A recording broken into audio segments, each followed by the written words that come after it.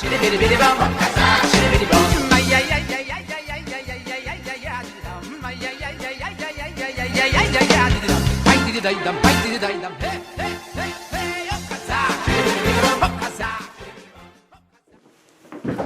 everybody, this week's Parsha is Parsha's Sara. Now Sara means the life of Sara, but really the Torah begins with the story of the death of Sara. Our sages teach us how Sarah's death came about. What happened was, we know that in last week's Torah portion, Avram understood that he was supposed to offer Yitzchak as a sacrifice. He almost did it. At the last minute, Hashem told him to take Yitzchak down. And Yitzchak and everyone, and Avram, everyone was healthy, and they were on their way back when someone sent word to Sarah. Someone, we'll call her Mrs. X, we don't know who it is. Someone told Sarah, "Did you hear the news? Yitzchak was put on the altar. Avram took out a knife, and he was about to offer Yitzchak as a sacrifice." And she's about to finish the story that everything was fine. When Sarah heard that, it says her soul left her. She heard the news and her soul left her. She died out of grief. It's a very sad story. Rabbi Yeruchum Levovitz points out, this gossiper, if only she or he would have changed the order of the story.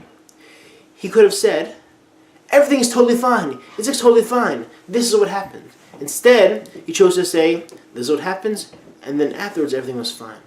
The order of the story is what caused Sarah's death.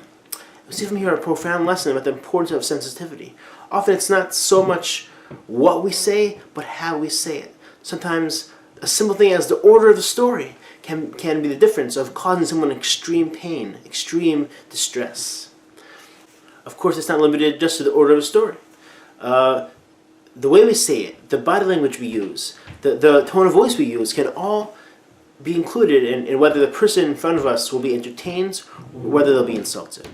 I want to share with you a beautiful story about the importance of sensitivity. Rebetzen Kanievsjy was an incredibly kind and gracious and righteous woman.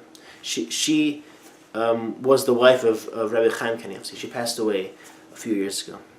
And she always went to a store called the Rebetzen Kanievsjy, a 10-minute walk away from her house. She would walk to this grocery store and she would shop there.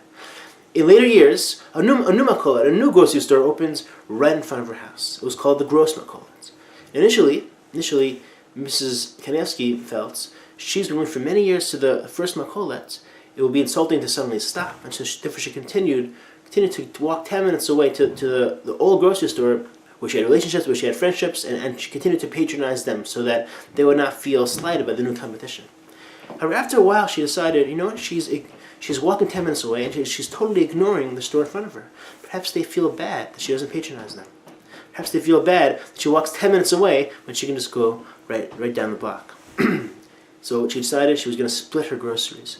She would buy half the groceries at her old store and half the groceries at her new store. She'd do this all in order to make sure no one's feelings got hurt. This is a beautiful story about the lengths we can go to be sensitive to other people and to be sensitive to their feelings. Have a beautiful Shabbos.